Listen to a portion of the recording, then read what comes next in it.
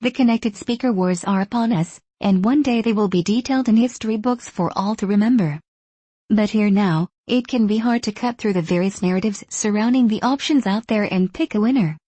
Now that the cards are on the table in terms of offerings from the major players, however, it's pretty clear that Sonos has the best option available for most people. Sonos One, the connected speaker that the company released last year, is a terrific sounding Wi-Fi-enabled speaker that also has built-in support for Amazon's Alexa, which is if not the best smart assistant out there, then at least tied for first with Google's Assistant. On the sound front, Sonos has the most experience of any of the top 3 companies making smart speakers worth your consideration too. The Sonos One is, in many ways, just an updated version of the Sonos Play, one that's acoustically very similar, but that's actually a really good thing.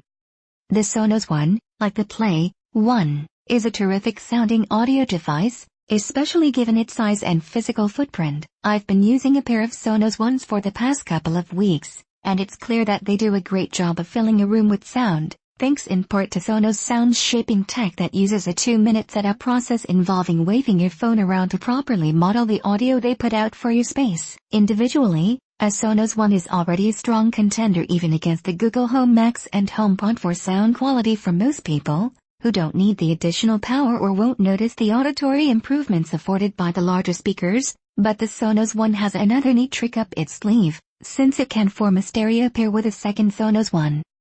This provides true sound separation, meaning left and right channels reproduced as they were actually meant to be, instead of via some simulated stereo separation effect, which can be pretty cool, as HomePod reviews show, but which ultimately can't match true stereo separation. Another huge benefit of Sonos versus the competition, the Sonos One integrates out of the box with the rest of your Sonos setup, should you have one.